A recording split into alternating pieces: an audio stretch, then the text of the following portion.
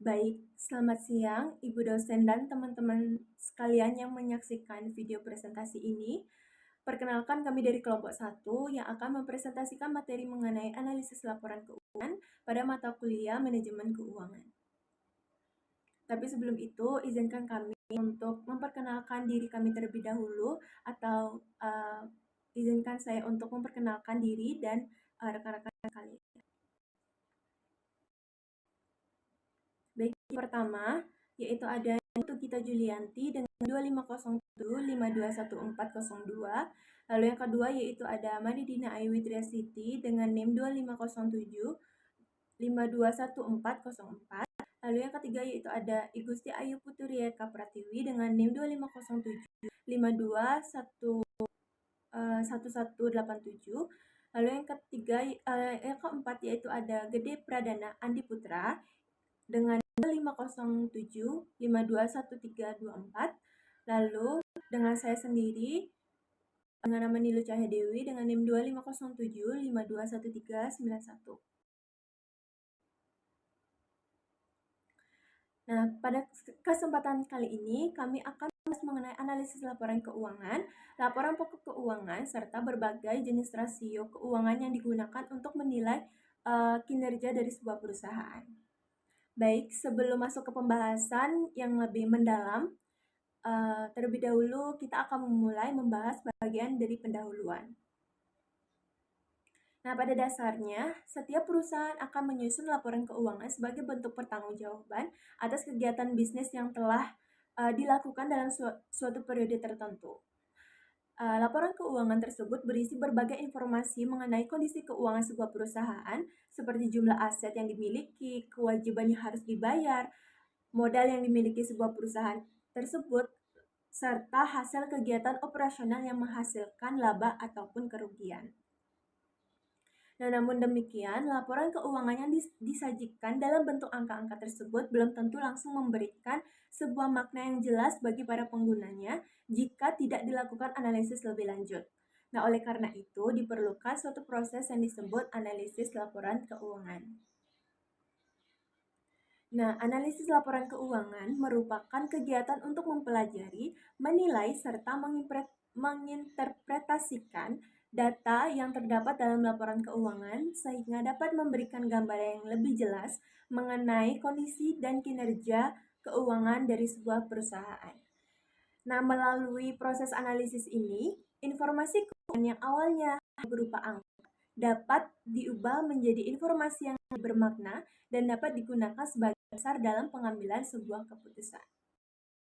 Analisis laporan keuangan memiliki peran yang sangat penting bagi berbagai pihak yang berkepentingan terhadap perusahaan. Nah, bagi manajemen perusahaan, analisis ini digunakan untuk mengevaluasi kinerja sebuah perusahaan serta merencanakan strategi bisnis di masa yang akan datang. Bagi investor, analisis laporan keuangan membantu dalam menilai apakah perusahaan memiliki prospek yang lebih baik untuk dijadikan sebagai tempat sebuah investasi. Nah, sementara untuk kreditur atau pemberi peminjaman, analisis ini digunakan untuk menilai kemampuan perusahaan dalam memenuhi kewajiban atau membayar utangnya. Nah, di era bisnis yang semakin kompleks, pengambilan keputusan tidak dapat dilakukan hanya berdasarkan perkiraan semata. Keputusan-keputusan penting seperti investasi, pemberian kredit, maupun pengembangan usaha harus didasarkan pada informasi keuangan yang akurat dan dapat dipercaya. Nah, oleh karena itu, analisis laporan keuangan menjadi salah satu alat yang sangat penting dalam dunia bisnis modern. Nah, secara umum, tujuan utama dari analisis laporan keuangan ini adalah untuk mengevaluasi kinerja sebuah perusahaan di masa lalu, menilai kondisi keuangan perusahaan saat ini, serta memprediksi prospek perusahaan di masa yang akan datang. Nah, selain itu, analisis ini juga memungkinkan perusahaan tersebut untuk melakukan perbandingan kinerja antar periode maupun dengan perusahaan lain dalam industri yang sama. Dengan memahami pentingnya analisis laporan keuangan tersebut, Maka pada bagian selanjutnya kita akan membahas mengenai laporan pokok keuangan yang menjadi dasar dalam melakukan analisis kondisi keuangan suatu perusahaan yang akan dijelaskan oleh rekan saya. Perkenalkan, nama saya Igustai Puturi Kapratiwi dengan NIM 2507521187. Nah, selanjutnya saya akan menjelaskan laporan pokok keuangan. Nah, laporan pokok keuangan sendiri merupakan laporan yang menjelaskan kondisi keuangan suatu perusahaan dan prestasi perusahaan selama periode tertentu. Nah, laporan ini digunakan oleh investor, manajemen, dan pihak kreditor untuk mengevaluasi kesehatan finansial perusahaan serta membantu dalam mengambil keputusan ekonomi. Nah, laporan pokok keuangan sendiri umum digunakan antara lain neraca atau balance sheet, lalu yang kedua ada laporan laba rugi, selanjutnya ada laporan laba ditahan, lalu ada laporan arus kas, dan laporan perubahan ekuitas. Nah, selanjutnya neraca atau balance sheet. Nah, neraca sendiri merupakan laporan keuangan yang menunjukkan kondisi keuangan suatu perusahaan pada suatu waktu tertentu dan menjelaskan berapa banyak aset yang dimiliki perusahaan serta cara aset tersebut didanai melalui utang serta modal dari pemilik perusahaan. Nah, dari persamaannya yaitu persamaan dasarnya yaitu aset sama dengan liabilitas tambah ekuitas. Semua aset perusahaan berasal dari dua sumber utama, yaitu hutang kepada pihak lain dan modal yang dimiliki oleh pemilik sendiri. Selanjutnya, komponen neraca yaitu aset yang merupakan sumber daya yang dimiliki oleh perusahaan dan digunakan untuk melakukan kegiatan operasional sehari-hari. Nah, aset sendiri terdiri dari aset lancar, aset tetap, dan aset tak terwujud. Nah, kewajiban juga komponen neraca, antara lain yaitu utang perusahaan kepada pihak lain yang harus dibayar di masa depan. Nah, selanjutnya ada ekuitas, yang merupakan hak pemilik terhadap aset perusahaan setelah dikurangi kewajiban.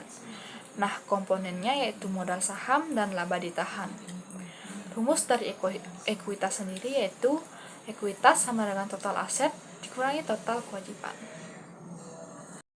Nah, di sini ada balance sheet atau neraca dari periode 31 Desember 2023. Contohnya ya.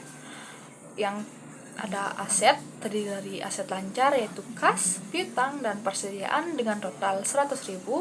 Lalu ada aset tetap yaitu tanah, bangunan, dan akumulasi penyusutan dengan total 145.000 dengan total keseluruhan aset 250.000.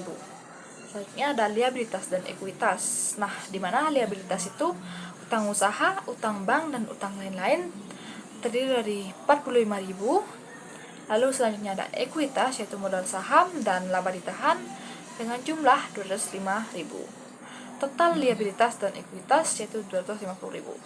Sehingga aset dan liabilitas dan ekuitas itu balance berjumlah 250.000. Nah, selanjutnya yaitu laporan laba rugi. Nah, laporan laba rugi sendiri merupakan laporan keuangan di mana gambarannya perusahaan melakukan kegiatan operasional selama jangka waktu tertentu seperti 1 tahun atau setengah tahun. Nah, laporan ini menjelaskan bagaimana perusahaan mampu menghasilkan laba dari aktivitas penjualan dan pengelolaan biaya secara efisien. Nah, komponen laba rugi sendiri yaitu penjualan atau pendapatan yang berasal dari hasil penjualan barang atau jasa. Selanjutnya yaitu ada beban pokok penjualan atau HPP yaitu biaya langsung untuk menghasilkan produk. Selanjutnya ada laba kotor yaitu penjualan dikurangi HPP. Selanjutnya ada beban operasional yaitu biaya administrasi, penjualan, dan umum. Lalu selanjutnya laba usaha yaitu laba kotor dikurangi beban operasional. Selanjutnya pendapatan atau beban lain yaitu di luar operasi utama, bunga atau pajak. Dan yang terakhir yaitu laba bersih yaitu laba setelah semua beban. Nah, selanjutnya saya menjelaskan contoh dari laporan laba rugi. Nah, di mana laporan laba rugi untuk tahun yang berakhir 31 Desember 2023.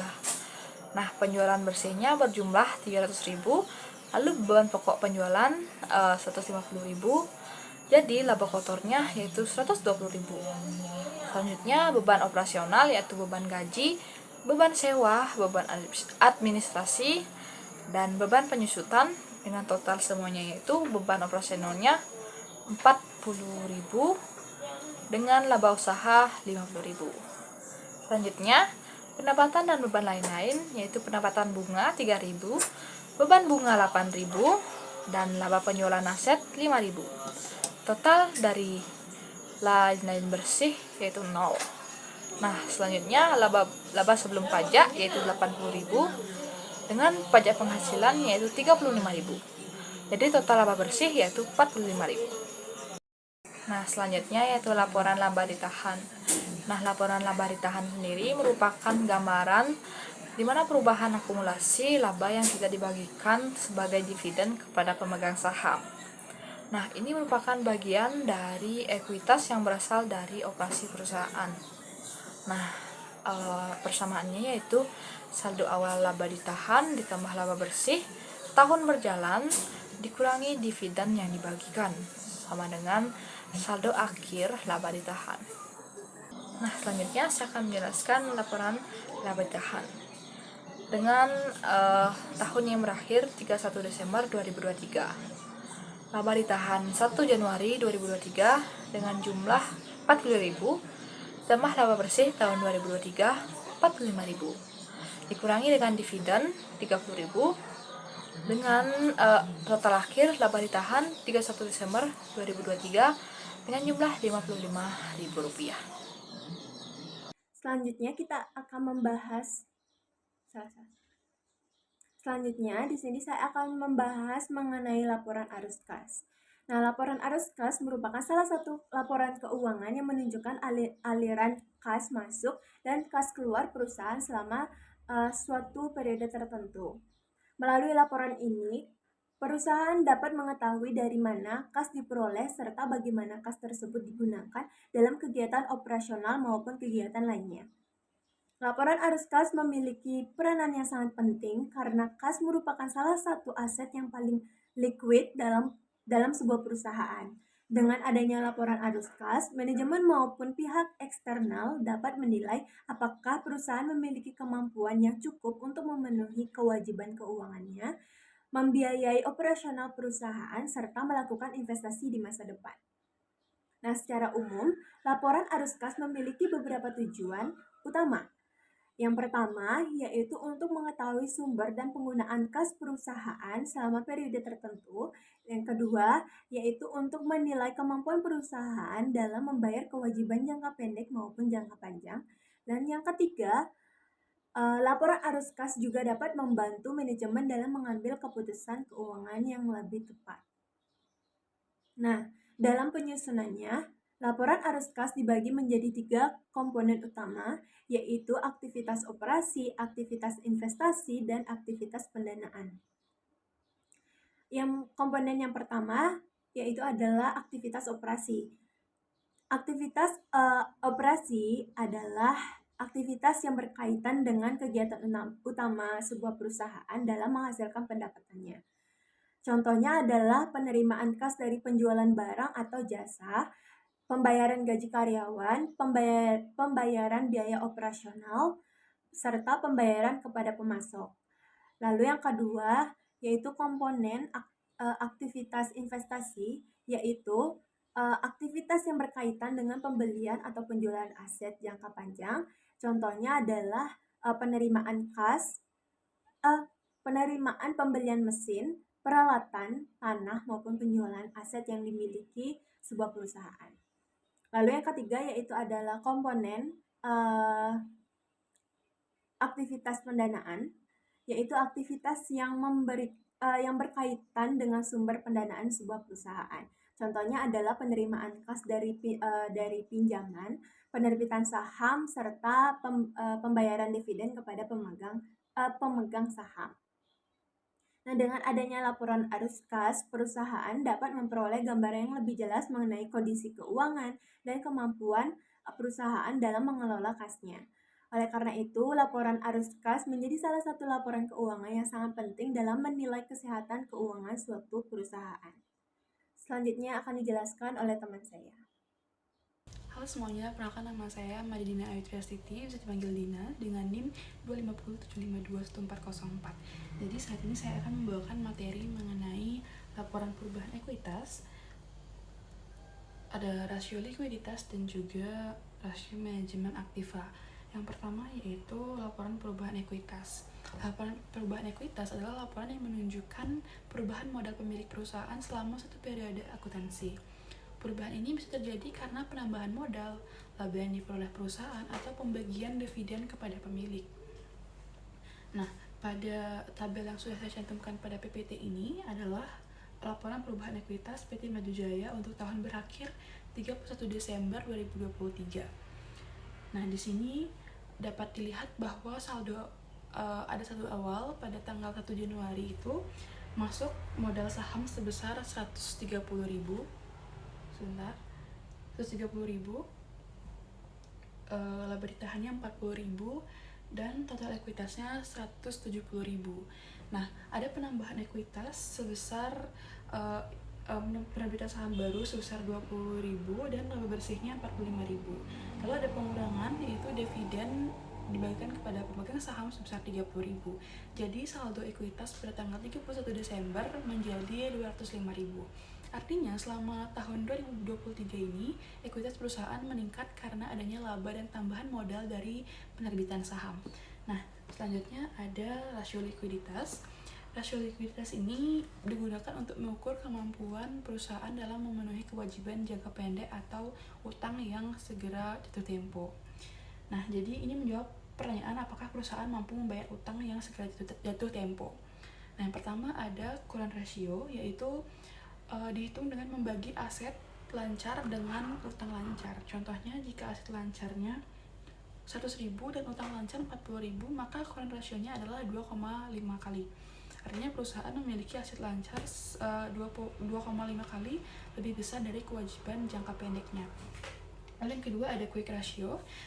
Ini hampir sama dengan current ratio, tapi tidak memasukkan persediaan karena persediaan lebih sulit dicairkan menjadi kas. Jadi jika nilainya di atas 1 berarti perusahaan cukup liquid.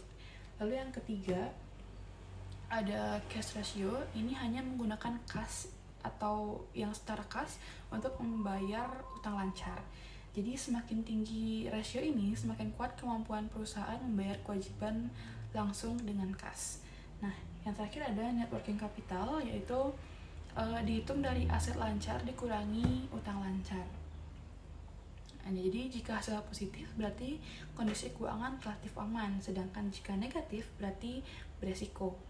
Nah, kita lanjut ke rasio manajemen aktiva.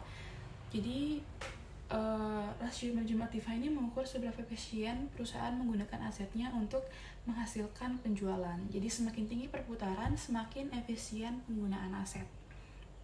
Nah, yang pertama seperti yang sudah saya cantumkan, yang pertama ada total asset turnover, yaitu mengukur seberapa efektif seluruh aset digunakan untuk menghasilkan penjualan.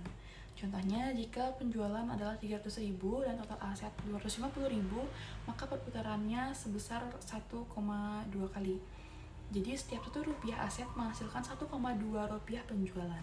Nah, yang kedua ada fixed asset turnover, yaitu rasio ini menunjukkan seberapa efisien perusahaan menggunakan aset tetap seperti mesin atau bangunan untuk menghasilkan penjualan.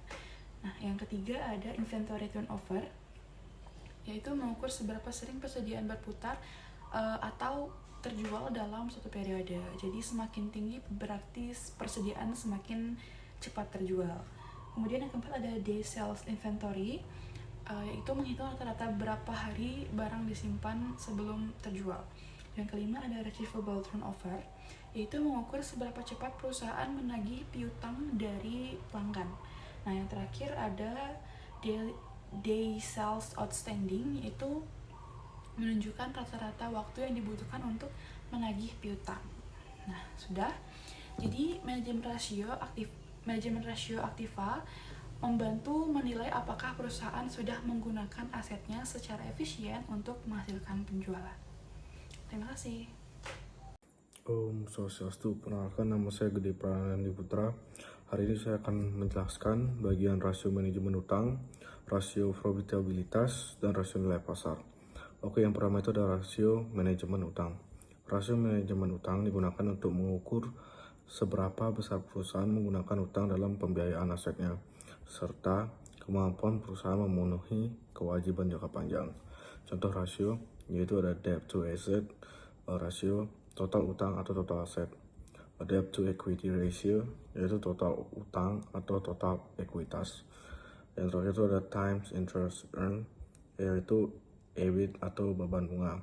Semakin tinggi rasionya rasio utangnya, semakin besar risiko keuangan perusahaan. Yang kedua itu ada rasio profitabilitas. Rasio profitabilitas digunakan untuk mengukur kemampuan perusahaan menghasilkan laba dari kegiatan operasionalnya. Contoh rasio gross profit margin atau laba kotor atau penjualan, net profit margin yaitu laba bersih atau penjualan. Yang ketiga ada return on asset yaitu laba bersih atau total aset. Yang terakhir ada return on equity yaitu laba bersih atau total ekuitas. Semakin tinggi rasio profitabilitasnya, semakin baik kinerja perusahaan. Yang terakhir ada rasio nilai pasar. Rasio nilai pasar digunakan untuk menilai kinerja perusahaan berdasarkan harga saham di pasar dan melihat pandangan investor terhadap perusahaan. Contoh rasio price earning ratio yaitu harga saham atau earnings per share. Yang kedua itu ada earning per share yaitu laba bersih atau jumlah saham beredar. Yang ketiga itu ada price to book value. Oke, kali ini kita akan membahas topik yang sangat penting dalam dunia keuangan dan bisnis, yaitu tentang analisis laporan keuangan. Lebih spesifiknya, kita akan belajar 4 hal. Yang pertama, analisis tren, menyatukan semua rasio dengan metode DuPont, rasio komparatif dan benchmarking, serta yang terakhir penggunaan dan keterbatasan analisis rasio keuangan. Baik, langsung saja kita mulai dari yang pertama. Kita mulai dengan analisis tren. Jadi, apa sih itu analisis tren? Sederhananya, analisis tren adalah kegiatan melihat rasio-rasio keuangan perusahaan selama beberapa periode waktu, misalnya 5 tahun atau 10 tahun, untuk melihat pola pergerakannya. Apakah grafiknya naik terus atau malah justru sebaliknya? Dari situlah kita bisa membaca banyak hal. Lalu, mengapa analisis tren ini penting? Nah, jadi di sini ada 3 alasan utama. Yang pertama, untuk melihat arah. Analisis tren menunjukkan apakah kondisi keuangan perusahaan sedang meningkat atau justru menurun. Kita jadi tahu apakah kinerja tahun ini lebih baik dari tahun sebelumnya. Yang kedua, untuk melengkapi data. Angka rasio saat ini saja itu nggak cukup. Misalnya, rasio lancar hari ini adalah 2. Apakah ini bagus? Kita nggak akan tahu kalau kita nggak melihat trennya. Bisa jadi tahun lalu rasionya 3, yang artinya terjadi penurunan, atau tahun lalu rasionya 1, yang artinya terjadi perbaikan. Selanjutnya yang ketiga, untuk prediksi. Tren membantu kita mengestimasikan kemungkinan kondisi keuangan di masa depan. Kalau trennya terus naik, kemungkinan besar akan naik lagi. Kalau trennya turun, justru itu yang harus kita waspada. Nah, untuk lebih memahami pemahaman selanjutnya, kalian bisa melihat dalam slide PPT ini ada gambar di sampingnya. Nah, di mana grafik ini menunjukkan bahwa tingkat pengembalian ekuitas saham biasa Allied itu telah mengalami penurunan sejak tahun 1999, meskipun angka rata-rata industri ini menunjukkan rasio yang relatif stabil. Dan semua rasio yang lainnya juga dianalisis dengan cara yang sama. Oke teman-teman, terus bagaimana sih cara kita melakukan analisis tren? Justru di sini ada 3 langkahnya. Langkah pertama, kita mengumpulkan data rasio keuangan. Misalnya kita ambil contoh ROE atau Return on Equity dan rasio lancar. Dan di sana kita mengumpulkan data selama beberapa tahun. Nah, di slide ini contohnya yang tadi ya teman-teman ya, dari tahun 1998 sampai 2007. Nah, langkah kedua, plot data tersebut ke dalam grafik. Dengan melihat grafik, kita akan langsung paham pola pergerakannya, apakah trennya naik, turun, atau fluktuatif. Langkah ketiga, bandingkan dengan tren industri. Jangan cuma lihat tren perusahaan sendiri, tapi bandingkan juga dengan rata-rata pesaing. Kita jadi tahu apakah kita tumbuh lebih cepat atau justru tertinggal dari kompetitor. Nah, itu dia analisis tren. Sekarang kita lanjut ke metode berikutnya yang tidak kalah penting. Oke, sekarang kita masuk ke bagian selanjutnya, yaitu menyatukan semua rasio dengan metode DuPont. Kenapa metode ini penting? Karena seringkali kita melihat rasio satu persatu, rasio profitabilitas sendiri, rasio likuiditas sendiri, rasio solvabilitas sendiri. Padahal sebenarnya semua rasio itu saling terkait dan mempengaruhi satu sama lainnya. Nah, persamaan DuPont adalah metode analisis keuangan yang menyatukan rasio-rasio tersebut untuk menjelaskan faktor-faktor apa saja yang mempengaruhi tingkat pengembalian perusahaan. Metode ini menghubungkan margin laba, perputaran aktiva, dan penggunaan utang. Nah, di slide kita lihat ada tabel komponen DuPont. Ada 3 komponen yang perlu kita pahami. Komponen pertama itu margin laba. Rumusnya adalah laba bersih dibagi penjualan. Ini mengukur seberapa besar efisiensi operasional perusahaan itu sendiri. Artinya, dari setiap rupiah penjualan, berapa rupiah laba yang benar-benar kita dapatkan. Nah, yang komponen kedua yaitu perputaran total aktiva. Rumusnya adalah penjualan dibagi total aktiva. Ini mengukur efisiensi penggunaan aset. Apakah aset yang kita miliki ini benar-benar produktif, menghasilkan penjualan, atau malah sebaliknya. Dari kedua komponen ini, margin laba dikali perputaran total aktiva, kita mendapatkan ROA atau Return on Asset. Nah, kalau kita ingin menghitung ROA-nya lebih lanjut atau Return on Equity, rumus lengkapnya adalah bisa dilihat di slide, itu ROE sama dengan margin laba dikali perputaran total aktiva dikali penggandaan ekuitas. Lalu, apa itu penggandaan ekuitas atau equity multiplier? Rumusnya adalah total aktiva dibagi ekuitas. Angka ini menunjukkan tingkat penggunaan utang dalam suatu perusahaan. Semakin besar utang yang dimiliki dalam perusahaan, maka semakin besar penggandaan ekuitasnya. Dan akibatnya semakin tinggi ROE-nya. Tapi ingat teman-teman, utama yang besar juga berarti resiko yang besar. Jadi jangan langsung tergiur dengan ROE tinggi tanpa melihat komposisi utangnya. Bisa jadi ROE-nya tinggi itu karena kebanyakan utang, bukan karena operasionalnya efisien. Nah, itu dia tentang penjelasan DuPont. Sekarang kita lanjut ke bagian selanjutnya. Teman-teman, sekarang kita masuk ke bagian selanjutnya, yaitu rasio komparatif dan benchmarking. Setelah kita menganalisis perusahaan sendiri dengan tren dan DuPont, pasti kita penasaran dong bagaimana posisi kita dibandingkan dengan perusahaan lain. Nah, disinilah peran rasio komparatif dan benchmarking diperlukan. Jadi, rasio komparatif adalah metode membandingkan rasio keuangan suatu perusahaan dengan perusahaan lain dalam industri yang sama. Kita bisa menggunakan rata-rata industri sebagai pembanding atau bisa juga menggunakan perusahaan pesaing teratas.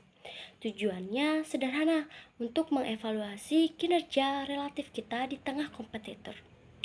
Sedangkan benchmarking adalah teknik yang lebih lanjut. Ini adalah kegiatan membandingkan rasio perusahaan dengan sekelompok kecil perusahaan terbaik atau perusahaan patokan. Kenapa kita bandingkan dengan yang terbaik? Kenapa kita ingin mengidentifikasi posisi kompetitif perusahaan? Ini alasannya karena kita ingin tahu seberapa jauh jarak kita dengan sang juara, di area mana kita tertinggal, dan di area mana kita unggul. Tujuan dari rasio komparatif dan benchmarking di sini ada 3 ya teman-teman. Yang pertama itu untuk mengevaluasi kinerja relatif. Kita jadi tahu apakah kita lebih baik atau lebih buruk dari kompetitor. Yang kedua, untuk Identifikasi area yang membutuhkan perbaikan. Misalnya, ternyata perputaran inventaris kita lebih lambat dari perusahaan terbaik. Nah, ini jadi sinyal bahwa manajemen inventaris kita itu perlu dibenahi.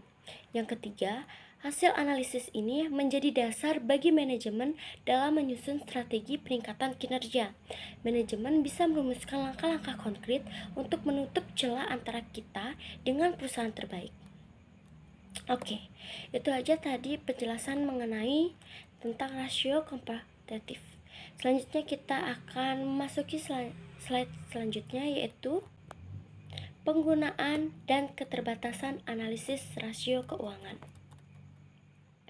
Oke teman-teman, kita udah belajar tadi ya 3 metode analisis: trend, DuPont, dan benchmarking. Tapi kita juga perlu paham bagaimana menggunakan analisis rasio ini dan apa aja yang akan menjadi keterbatasannya. Oke, mari kita lihat slide ini. Pertama, tentang penggunaan analisis rasio. Nah, jadi ada 4 pengguna utama. Pertama, untuk mengukur kinerja perusahaan. Misalnya, mengukur laba, mengukur tingkat utang, mengukur likuiditas, seperti itu. Yang kedua, untuk membantu pengambilan keputusan bisnis. Apakah ini akan berekspansi? Apakah kita perlu menambah modal? Keputusan-keputusan strategis ini bisa terbantu dengan analisis rasio. Nah, yang ketiga, untuk membandingkan dengan perusahaan lain atau dengan tahun sebelumnya, kita jadi tahu apakah ada perbaikan atau kemunduran. Yang keempat, untuk memprediksi potensi masalah keuangan. Analisis rasio kita bisa menjadi sistem peringatan dini. Misalnya, jika rasio utang terus meningkat, kita bisa curiga akan ada masalah solvabilitas di masa depan. Lalu, siapa aja sih pengguna utama dari analisis rasio ini? Jadi, di sini ada 3 kelompok ya teman-teman ya. Yang pertama, manajemen atau pihak internal. Mereka menggunakan rasio untuk mengevaluasi kinerja, efisiensi, dan pengambilan keputusan operasional sehari-hari. Yang kedua, kreditur atau pihak eksternal seperti bank. Mereka tertarik pada kemampuan perusahaan membayar hutang. Karena itu, mereka fokus pada rasio likuiditas dan solvabilitasnya. Yang ketiga, investor. Mereka menganalisis prospek keuntungan dan risiko investasi. Investor akan sangat memperhatikan rasio profitabilitas dan pertumbuhan dalam suatu perusahaan. Oke teman-teman, tapi kita harus ingat ya teman-teman ya, bahwa analisis rasio bukanlah alat yang sempurna. Ada keterbatasan yang perlu kita sadari. Pertama, data berdasarkan masa lalu. Rasio menggunakan data historis, kondisi masa lalu belum tentu relevan dengan memprediksi masa depan. Kedua, perbedaan metode akuntansi. Perusahaan yang berbeda biasa menggunakan metode akuntansi yang berbeda. Ini menyulitkan antar perusahaan ya teman-teman dalam memperbandingkannya. Yang ketiga, faktor musiman dan inflasi. Ini tentu bisa mengganggu hasil analisis teman-teman. Misalnya penjualan tinggi di momen tertentu belum tentu mencerminkan kinerja sepanjang tahun. Keempat, ada potensi manipulasi data. Laporan keuangan bisa direkayasa teman-teman, sehingga rasio yang dihasilkan itu tidak mencerminkan dengan kondisi sebenarnya. Kelima, rasio tidak bisa berdiri sendiri. Kita tidak bisa hanya melihat angka rasio lalu mengambil kesimpulan. Kita perlu analisis konteks bisnis secara menyeluruh, kondisi ekonomi, persaing industri, kualitas manajemen, dan sebagainya. Nah teman-teman, itu dia pada pembahasan lengkap dari saya mengenai analisis tren, yang dimana untuk melihat pergerakan kinerja dari waktu ke waktu. Yang kedua, metode DuPont untuk menyatukan semua rasio dan mencari tahu penyebab kinerja perusahaan. Yang ketiga, rasio komparatif dan benchmarking untuk membandingkan posisi kita dalam perusahaan dengan kompetitor dan perusahaan terbaik. Yang keempat, pengguna dan keterbatasan analisis rasio agar kita bisa menggunakan alat ini dengan bijak. Dan intinya, analisis rasio itu seperti alat Ya teman-teman ya, kalau kita gunakan dengan benar dan memahami keterbatasannya, kita bisa mendapatkan gambaran yang akurat tentang kesehatan keuangan perusahaan itu sendiri. Oke teman-teman, itu aja dari aku. Terima kasih. Sebagai kesimpulan, laporan keuangan merupakan sumber informasi yang sangat penting untuk mengetahui kondisi serta kinerja keuangan suatu perusahaan. Nah, laporan pokok keuangan seperti neraca, laporan laba rugi, laporan laba ditahan, laporan arus kas, dan laporan perubahan ekuitas memberikan gambaran mengenai posisi keuangan perusahaan, kemampuan perusahaan dalam menghasilkan laba, serta perubahan modal yang terjadi selama suatu periode. Nah, selain itu, untuk memahami kondisi perusahaan secara lebih mendalam, diperlukan analisis laporan keuangan melalui berbagai rasio keuangan. Rasio-rasio tersebut antara lain rasio likuiditas, rasio manajemen aktiva, rasio manajemen utang, rasio profitabilitas, dan rasio nilai pasar. Nah, melalui analisis rasio tersebut, perusahaan maupun pihak eksternal dapat menilai kinerja perusahaan secara lebih jelas dan objektif. Nah, selain menggunakan rasio keuangan, analisis juga dapat dilakukan dengan analisis tren, metode Doput, serta perbandingan dengan perusahaan lain dalam industri yang sama melalui benchmarking. Nah, metode-metode tersebut membantu perusahaan untuk melihat perkembangan kinerja keuangan serta mengetahui posisi perusahaan dibanding dengan pesaingnya. Namun demikian, analisis laporan keuangan juga memiliki beberapa keterbatasan seperti data yang bersifat historis, perbedaan metode akuntansi, serta kemungkinan adanya faktor eksternal yang memengaruhi hasil analisis. Oleh karena itu, analisis laporan keuangan sebaiknya digunakan bersama dengan informasi lain agar menghasilkan penilaian yang lebih akurat. Demikian pemaparan materi dari kelompok kami mengenai analisis laporan keuangan pada mata kuliah manajemen keuangan. Semoga materi yang telah kami sampaikan dapat memberikan pemahaman mengenai pentingnya laporan keuangan serta berbagai metode analisis yang dapat digunakan untuk menilai kinerja dari sebuah perusahaan. Kami mengucapkan terima kasih atas perhatian Ibu dosen dan teman-teman sekalian yang telah menyimak video ini. Mohon maaf apabila dalam penyampaian materi masih terdapat banyak kekurangan.